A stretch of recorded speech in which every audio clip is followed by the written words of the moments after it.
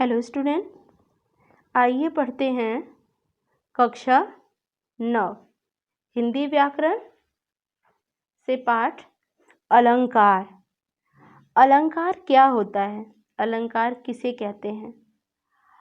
अलंकार के द्वारा रचना में क्या परिवर्तन होता है?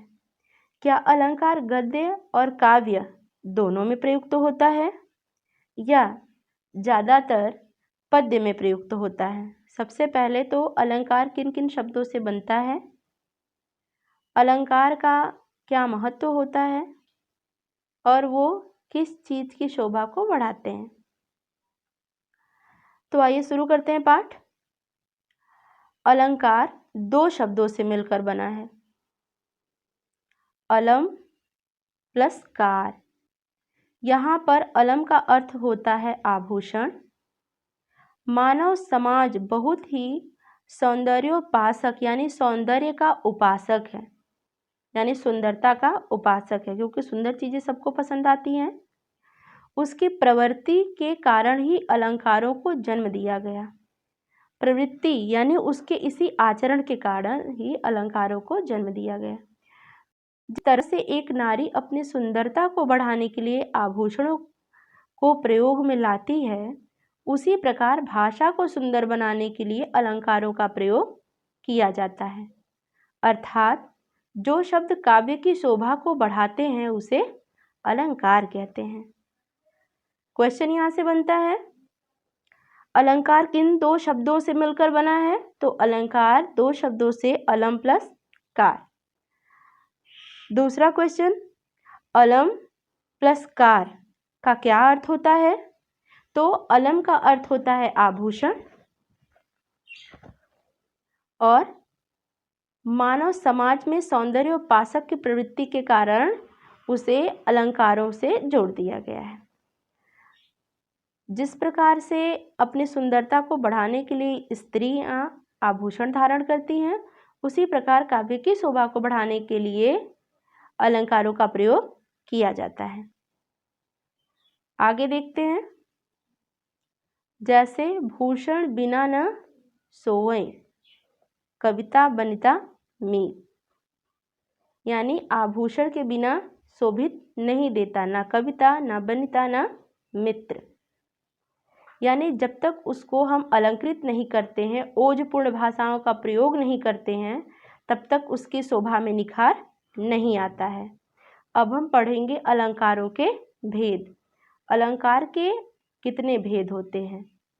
अलंकार के मुख्यतः दो भेद होते हैं, शब्दालंकार और अर्थालंकार। उभयालंकार भी होता है, लेकिन अभी हमें ज़्यादा फोकस शब्दालंकार पे और अर्थालंकार पे करना है। उभयालंकार के लिए आपको हम बता देते हैं, यह उभयालंकार, ध्यान दीजिएगा बच्चों, उभयालंकार शब्द तथा अर्थ दोनों पर समान रूप से आश्रित रहने वाले अलंकार होते हैं। यानी शब्दालंकार में शब्द की प्रधानता होती है और अर्थालंकार में उनके अर्थ की प्रधानता होती है। परंतु जो उभयालंकार होता है, इसमें शब्द और अर्थ दोनों की समानता होती है, वाक्यों के अर्थ दोनों पर निर्भर करते हैं, उसे उभयालंकार कहते हैं। जहाँ काव्य में शब्दालंकार और अर्थालंकार दोनों की विशेषता बताई जाती है, वहाँ उभयालंकार होता है, यानी शब्द और अर्थ दोनों की विशेषता बताते हैं, तो उसे हम उभयालंकार कहते हैं। या इस साधारण भाषा में यूँ कह सकते हैं कि शब्दालंकार अर्थालंकार जब दोनों आपस में मिलते हैं तो एक उदय होता है, जिसे उभयालंकार के रूप में हम प्रयुक्त करते हैं। तो हमें अभी ज़्यादा फोकस करना है, ज़्यादा अपना ध्यान केंद्रित करना है शब्दालंकार पर और अर्थालंकार पर। उभयालंकार थोड़ा समझ लीजिएगा। शब्दालंकार दो शब्दों से मिलकर बना होता है, शब्द और अलंकार। शब्द के दो रूप होते हैं, ध्वनि और अर्थ। ध्वनि के आधार पर शब्दालंकार की सृष्टि होती है। जब अलंकार किसी विशेष शब्द की स्थिति में ही रहे और उस शब्द की जगह पर कोई और पर्यायवाची शब्द के रख देने से उस शब्द का अस्तित्व न रहे, उसे शब्दालंकार कहते हैं। यानी कि ध्वनि और अर्थ, ध्वनियों का निकलना और उसके अर्थ का उदय होना, नई सृष्टि, उन शब्दों के अर्थ से नई सृष्टि की रचना करना, या उसके स्थान पर कोई पर्यायवाची शब्द रख देने से अगर उसका अस्तित्व नहीं रहता तो वो शब्दालंकार, यानी शब्द, जो शब्दालंकार में शब्द की ही प्रधानता हो जाती है, उसके स्थान पर कोई भी शब्द रखिए उसमें कोई प्रभाव नहीं पड़ता है। जब अर्थात जिस अलंकार में शब्दों को प्रयोग करने से चमत्कार हो जाता है और उन शब्दों की जगह पर समानार्थी शब्दों को रखने से वो चमत्कार समाप्त हो जाए, वहाँ शब्दालंकार होता है। ये है शब्दालंकार की परिभाषा।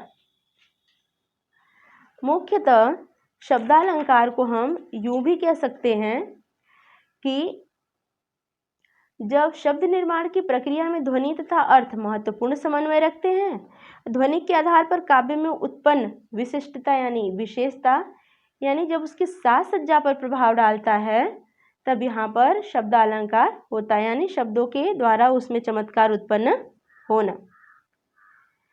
शब्दालंकार के भी अलग होते हैं भेद इसके, जिसमें मुख्य होता है अनुप्रास अलंकार, यमक अलंकार, श्लेष अलंकार। ये इसके मुख्य पार्ट होते हैं शब्दालंकार के, अनुप्रास, यमक और श्लेष, ये तीनों मुख्य अलंकार होते हैं।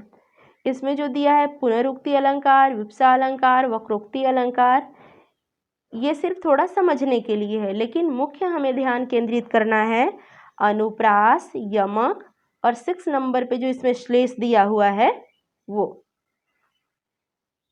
आगे देखते हैं अनुप्रास अलंकार क्या होता है, कैसे इसको जानेंगे, कैसे इसको हम समझेंगे। अनुप्रास शब्द 2 शब्दों से मिलकर बना है, अनु प्लस प्रास। यहाँ पर अनु का अर्थ है बार बार और प्रास का अर्थ होता है वर्ण। जब किसी वर्ण की बार बार आवृत्ति हो तब जो चमत्कार होता है उसे अनुप्रास अलंकार कहते हैं। यानी जिन रचना में, जिन शब्दों में एक ही शब्द की, एक ही वर्ण की आवृत्ति बार बार होती है, उसे हम अनुप्रास अलंकार कहते हैं। शब्दों में बार बार एक ही शब्द की विशिष्टता बार बार पाई जाती है तो वहाँ पर अनुप्रास अलंकार होता है।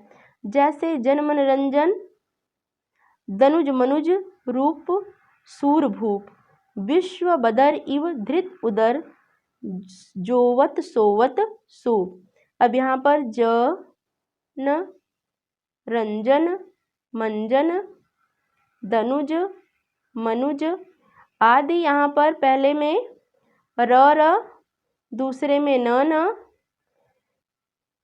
की आवृत्ति बार बार हो गई है, इसीलिए यहाँ पर अनुप्रास अलंकार होगा। इसका एक उदाहरण और भी होगा, रघुपति राघव राजा राम, जहाँ पर र की आवृत्ति कई बार हुई है। जिस अलंकार में, जिस शब्द में, जिस वाक्य में या जिस काव्य में, जिस काव्य पंक्ति में एक ही शब्द की एक ही वर्ण की आवृत्ति बार बार होती है, वहाँ पर अनुप्रास अलंकार होता है। अनुप्रास अलंकार के भी 3 अलग से भेद, अनुप्रास, वृत्यानुप्रास, लाटानुप्रास। अंत्यानुप्रास, श्रुत्यानुप्रास आदि। अब थोड़ा समझ लेते हैं छेकानुप्रास क्या होता है। जहाँ पर स्वर और क्रम से, यानी स्वरूप और क्रम से अनेक व्यंजनों की आवृत्ति एक बार हो, वहाँ छेकानुप्रास अलंकार होता है। जैसे रीझी रहसी रहसी, हंसी हंसी उठे, सांसें भरी आंसू भरी, कहत दई दई। दई दई यानी स्वर को पुकारना। अब छेकानुप्रास इसलिए यहाँ पर है क्योंकि रीझी 2 बार दिया हुआ है, रहीस 2 बार दिया हुआ है और हंसी हंसी 2 बार दिया हुआ है। यानी यहाँ पर एक ही शब्द दो दो बार दिया हुआ है, इसलिए यहाँ पर 6 का अनुप्रास है। वृत्त्यानुप्रास क्या होता है? जब एक व्यंजन की आवृत्ति अनेक बार हो वहाँ वृत्त्यानुप्रास होता है। एक ही व्यंजन, जैसे च, चामर सी, चंदन सी, चंद सी, चांदनी, चमेली, चारुचंद, सुधर। लाटानुप्रास, ये हमें सिर्फ समझने के लिए है, मुख्य हमें पढ़ना है अनुप्रास, यमक और श्लेष। जहाँ शब्द और वाक्य की आवृत्ति हो तथा प्रत्येक जगह पर अर्थ भी वहीं पर अन्वय करने पर भिन्नता आ जाए, वह लाटानुप्रास अलंकार होता है। अर्थात जब एक शब्द या वाक्य खंड की आवृत्ति उसी अर्थ में हो वहाँ लाटानुप्रास होता है। जैसे तेग बहादुर, हाँ वे ही थे गुरु पदवी के पात्र समर्थ। तेग बहादुर, हाँ वे ही थे गुरु पदवी थी जिनमें अर्थ, यानी यहाँ पर उसका अन्वय करके, यानी पहले पद में पहली लाइन में उनके सामर्थ्य को बता करके दूसरी लाइन में उसका अन्वय कर दिया गया है, इसलिए यहाँ पर लाटानुप्रास अलंकार है। अंत्यानुप्रास अलंकार, जहाँ अंत में तुक मिलती हो वहाँ पर प्रत्यानुप्रास अलंकार होता है। जैसे लगा दे जिसने आकर आग, कहाँ था तू संशय के नाग। तुक मिलाना, यानी वहाँ पर आग और यहाँ पर नाग। श्रुत्यानुप्रास, जहाँ पर कानों को मधुर लगने वाले वर्णों की आवृत्ति हो उसे श्रुत्यानुप्रास अलंकार कहते हैं। जैसे दीनांत था थे दीनानाथ डूबते, सने धुआते गृह ग्वाला बाल थे, यानी हमारे कानों को माधुर्य लगने वाले काव्य पंक्ति। अब दूसरा देखते हैं यमक अलंकार। यहाँ पे थोड़ा ध्यान दीजिएगा बच्चों। यमक का अर्थ होता है दो। जब एक ही शब्द ज्यादा बार प्रयोग हो पर हर बार उनके अर्थ अलग अलग आए वहाँ यमक अलंकार होता है। जैसे कनक कनकते सौगुनी, माँ धकता अधिकार, वा खाए बौराय नर, वा पाए बौराय। ये यमक अलंकार का उदाहरण है। एक दो और उदाहरण हम आपको यमक अलंकार के बता देते हैं। जैसे दिया हुआ है, जैसे कि हम बताते हैं, थोड़ा ध्यान दीजिएगा। सूचिवर के कर कुलीन लख कर, यानी कर कर बार बार आए, एक ही बार आया हुआ है, मतलब शब्द हमारे, परंतु उसके अर्थ अलग अलग हो गए। एक कर का हाथ हो गया और दूसरे कर का अर्थ यहाँ पर उसकी सहायता करने से। जैसे कनक कनक दिया, एक कनक का अर्थ हो गया सोना और दूसरे कनक का अर्थ हो गया धतूरा। अब देखते हैं पुनरावृत्ति अलंकार। पुनरुक्ति अलंकार दो शब्दों से मिलकर बना है, पुनः प्लस उक्ति। जब कोई शब्द दो बार दोहराया जाता है वहां पर पुनरुक्ति अलंकार होता है। विप्सा अलंकार क्या है, समझ लेते हैं इसे भी हम।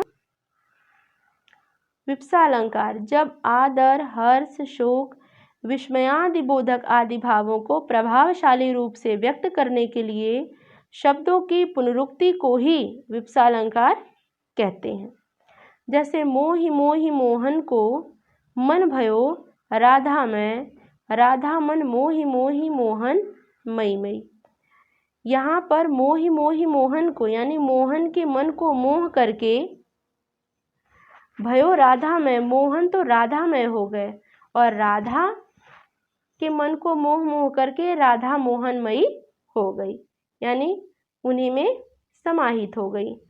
वक्रोक्ति, जहाँ पर वक्ता के द्वारा बोले गए शब्दों का श्रोता अलग अर्थ निकाले उसे वक्रोक्ति अलंकार कहते हैं। जैसे काकू वक्रोक्ति और श्लेष वक्रोक्ति, ये सिर्फ हमें समझने के लिए है। जब वक्ता के द्वारा बोले गए शब्दों का उसकी कंठ ध्वनि के कारण श्रोता कुछ और अर्थ निकाले वहाँ काकू वक्रोक्ति होता है। जैसे मैं सुकुमारी नाथ बन जोगू, यानी कि ईश्वर की प्राप्ति के लिए वो अपने आप को जोगन बता रही है। श्लेष वक्रोक्ति, जहाँ पर श्लेष की वजह से वक्ता के द्वारा बोले गए शब्दों का अलग अर्थ निकाला जाए वहाँ श्लेष वक्रोक्ति होता है। जैसे को तुम हो इत आए कहाँ, घनश्याम हो तो कितहु बरसो, चितचोर कहावत है, हम तो तहाँ जाओ जहाँ धन बरस्यो। अब यहाँ पर जो है को तुम को इत आए कहाँ घनश्याम, हो तो कितहु बरसो, तुम यहाँ पर क्यों आओगे, अब कितने बरस हो गए तुम्हें यहाँ आए हुए, तुमने तो हमारा चित ही चुरा लिया है। ऐसा कहते हुए बता रही हैं कि अब तो तुम वहाँ पर हो जहाँ पर धन बरसता है। श्लेष अलंकार क्या होता है? मुख्य अलंकार है ये हमारा। जैसे यमक देखा हमने, यमक अनुप्रास की परिभाषा, अनुप्रास की परिभाषा यमक अलंकार की, मुख्य हमारा श्लेष भी है उसमें। यहाँ पर कोई एक शब्द एक ही बार आए पर उसके अर्थ अलग अलग निकले, वहाँ पर श्लेष अलंकार होता है। जैसे रही मन पानी राखिए, बिन पानी सब सोन, पानी गए न उबरे, मोती मानुष चोन। यहाँ पर पानी पानी शब्द जितनी बार आया उतनी बार इसके अर्थ में भी भिन्नता है।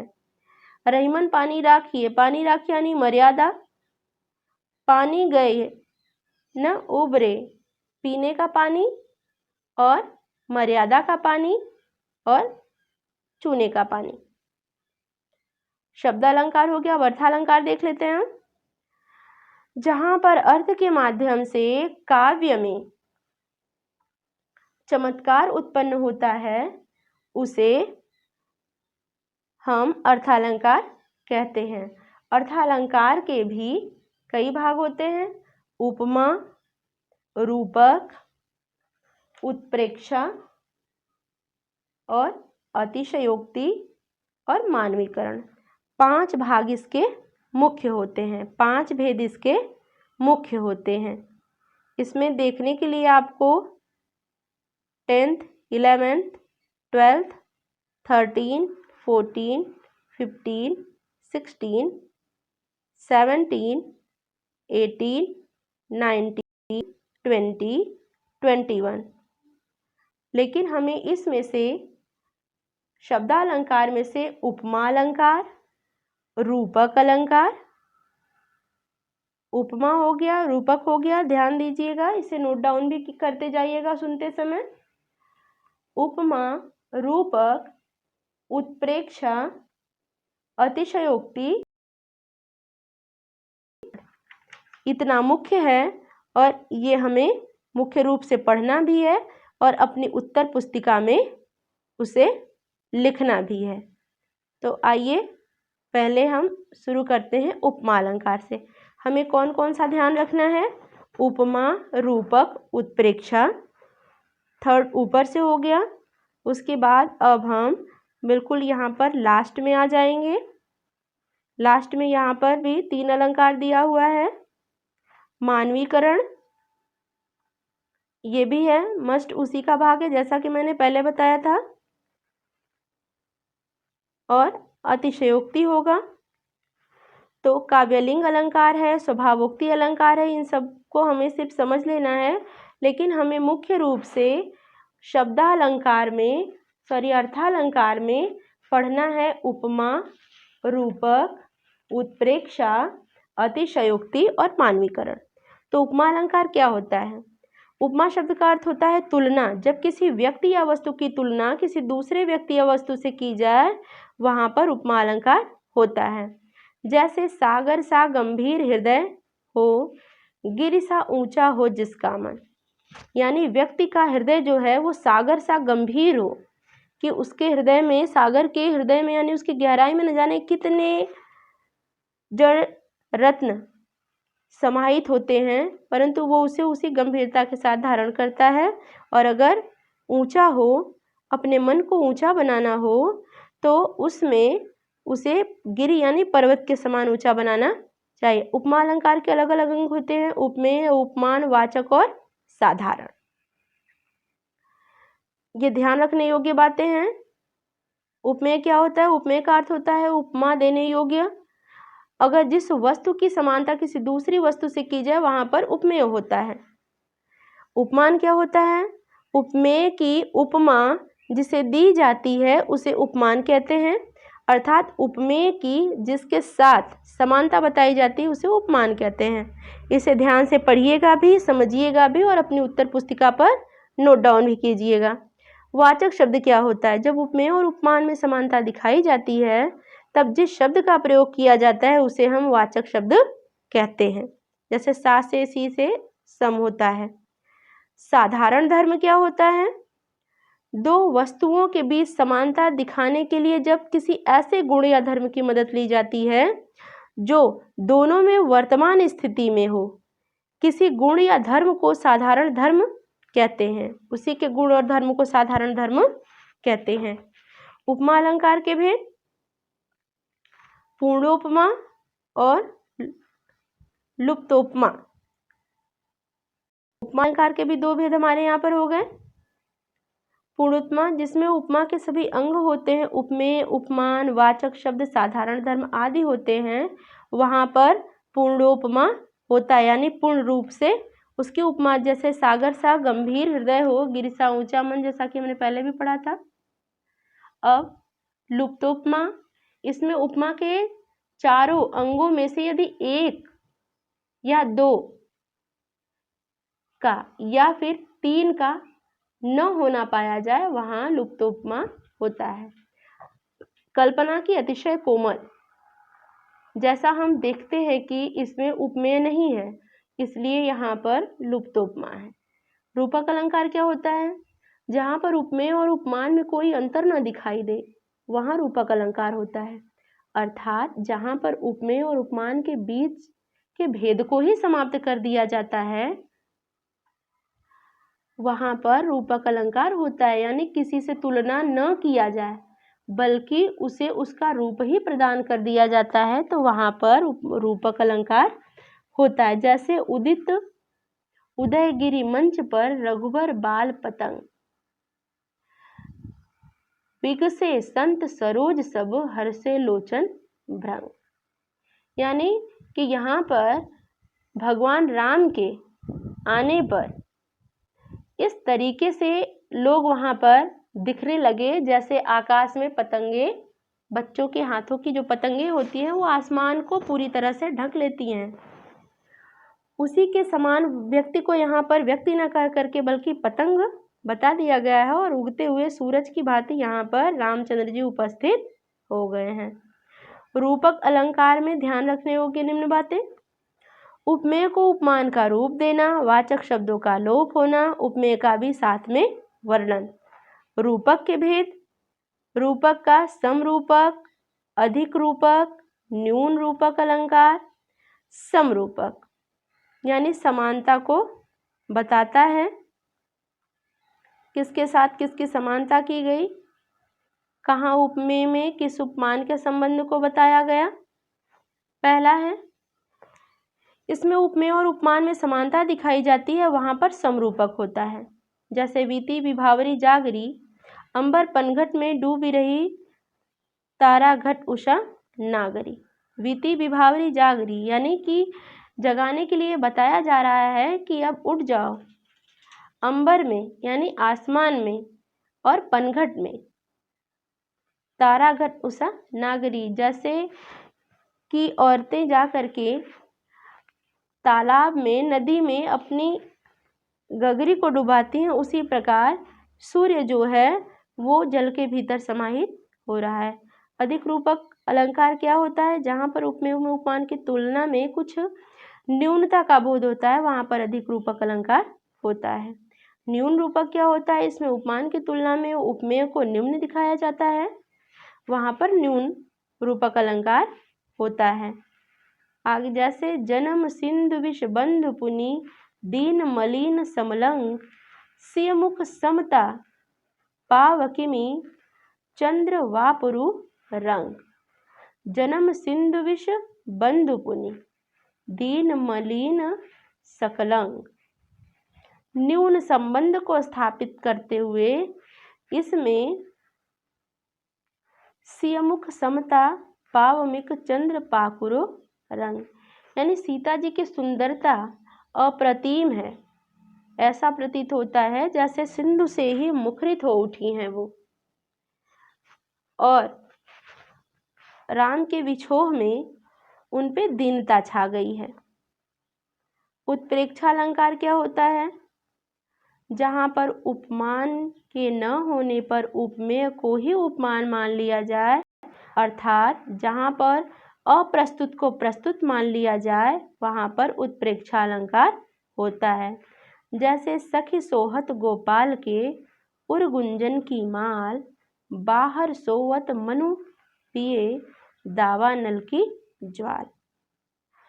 यहाँ पर सखी सोहत गोपाल के, गोपियाँ आपस में बात कर रही हैं कि श्री कृष्ण के गले में कुंज की माला बहुत ही शोभायमान होती है।